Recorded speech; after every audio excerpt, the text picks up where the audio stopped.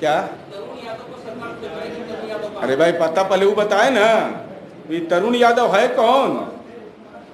हम तो लालू जी से ये जानना चाह रहे हैं। जन्मदिन के दिन तो बता दीजिए कम से कम कि ये तो दस्तावेज है, इसमें लिखा हुआ है तरुण प्रसाद यादव। तो भाई बताइएगा ना, तेज प्रताप यादव, तरुण कुमार यादव, पेशर लालू प्रसाद यादव, साकिन फुलवरिया, थाना उचका गांव, जिला गोपालगंज। तो भाई पिता का नाम कैसे लिखा हुआ है? बीजेपी से सरकार पोस्टर लगा देते हैं, हिम्मत है तो आरोप लगाए सामने आकर। तो ये सामने में है, पोस्टर कौन लगाया हम ही लोग जानते हैं। जिसने पोस्टर लगाया तो दर्द काहे होता है? अगर उनको लगता है कि नहीं ये संपत्ति मेरी नहीं है तो उनको बोलना चाहिए, मानहानि का मुकदमा करना चाहिए। सब ये संपत्ति का कोविड-19 पकड़ा था, संपत्ति का कोविड के संक्रमण के शिकार थे। अरे जो इसका खाइएगा उसी का न गाइएगा।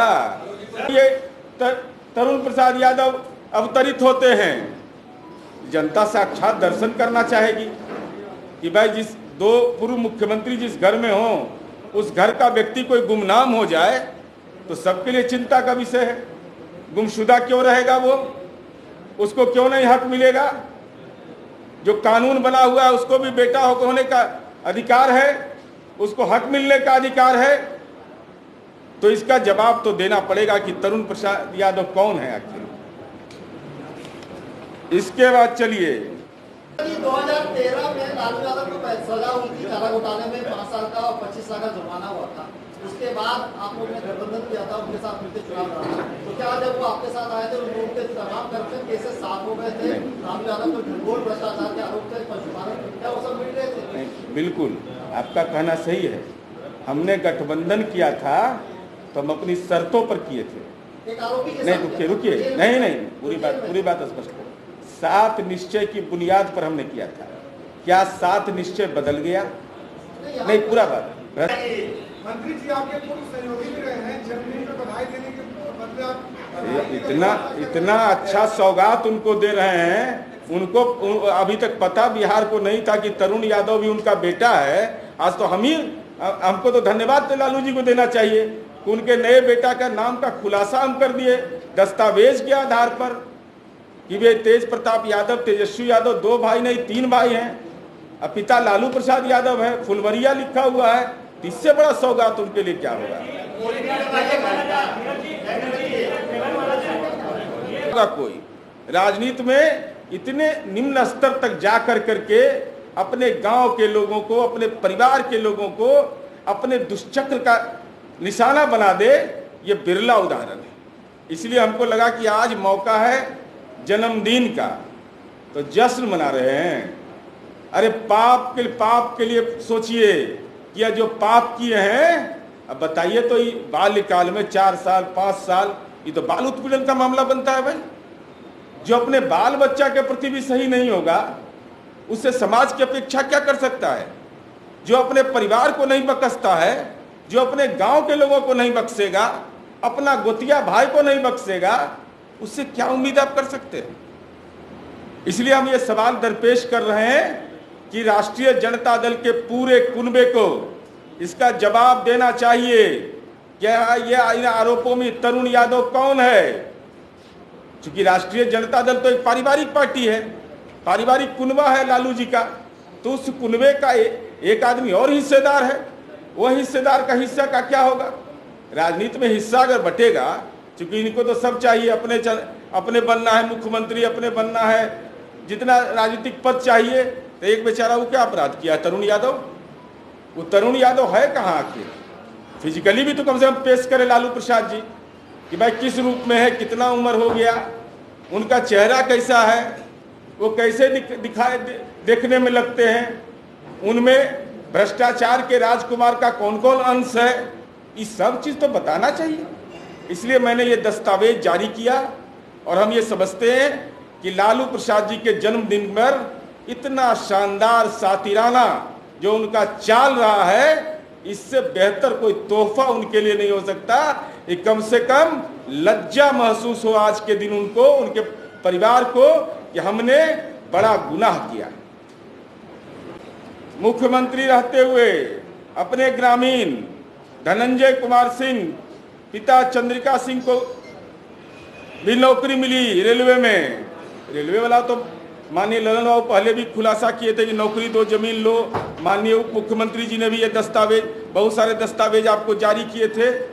लेकिन सवाल इस बात का है कि उन्होंने धनंजय कुमार सिंह के दादा बल्लम चौधरी से 2 कट्ठा 16 धूर जमीन तेज प्रताप के नाम से लिखवा लिया। मौजा मारीपुरहा प्रखंड फुलवरिया, खाता नंबर 173, प्लॉट नंबर 825। उस समय भी तेज प्रताप नाबालिग थे, 5 वर्ष का उम्र।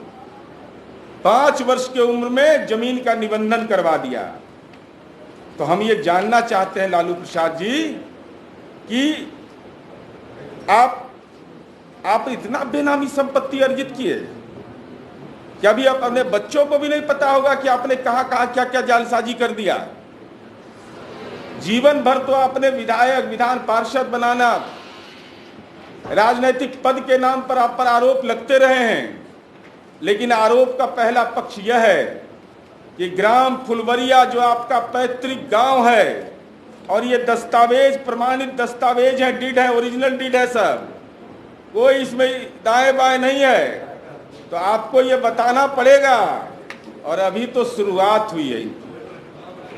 इनका जो संपत्ति का पोस्टमार्टम है, राजनीतिक पोस्टमार्टम करने के लिए हम लोग तैयार हैं इनका, क्योंकि इन्होंने तय कर लिया है कि हम नहीं सुधरेंगे। हम लोग तो यह सोचते थे कि भाई दानापुर तो फार्म हाउस तो यहाँ संपत्ति बना रहे हैं। ये बताइए, फुलवरिया के लोगों को भी नहीं बख्शा, अपने परिवार के लोग को नहीं बख्शा, अपने सगे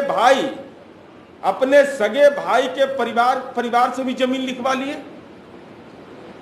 और ये जमीन तो भौतिक रूप से अभी भी है। तो आखिर इतनी भूख किस बात की आपको है? और ये अपने आप को कहते हैं कि दलित, शोषित, अति पिछड़ा। लज्जा नहीं लगता है थोड़ा सा? राजनीतिक रूप से शर्म नहीं महसूस होता है ऐसे सवाल को बोलते हुए? डॉक्टर राम मनोहर लोहिया, लोकनायक जयप्रकाश नारायण, जननायक कर्पूरी ठाकुर के चरणों में शीश झुकाकर यही शपथ लिया था। इसी के लिए आप राज्य के मुख्यमंत्री बने थे कि आप गांव में तो विकास का तो बात छोड़ दीजिए। इसलिए मेरा यह सीधा आरोप है कि अब तक लालू प्रसाद जी के बारे में यह कहा जाता था कि राजनीति में यह संपत्ति सृजित करते हैं राजनीतिक पद देने के लिए। आज मेरा सीधा आरोप है लालू प्रसाद पर कि लालू प्रसाद ने अपने परिवार को भी बख्शा नहीं, अपने गांव के लोगों को भी बख्शा नहीं। सबसे संपत्ति, जहां भी मौका मिला उनसे संपत्ति लिखवा लिया। तो जन्मदिन किस बात का मना रहे हैं? इसी बात का जश्न मना रहे हैं कि उन गरीबों को भूमिहीन कर दें, जो समाज के गरीब तबके के लोग हैं, जिनके पास 10 कट्ठा, 20 कट्ठा, 1 बीघा, 2 बीघा जमीन था, उनसे जमीन लिखवा लिया। अपने राजनीतिक पद का इस्तेमाल अपने गांव के लोगों के शोषण का अपने हथियार बना दिया। यह सवाल इसलिए महत्वपूर्ण है कि आज माननीय लालू प्रसाद जी का जन्मदिन है। वीडियो जारी हो रहा है, फोटो जारी हो रहा है। अरे हिम्मत था तो अपनी संपत्ति की श्रृंखला घोषित कर देते कि हमारे पास इतनी संपत्ति है और आज हम अति पिछड़ा, दलित, अल्पसंख्यक समुदाय के लोगों के जिम्मा लगा देते कि हमारे पाप का यह संपत्ति है जो हमने राजनीति में महापाप किया है।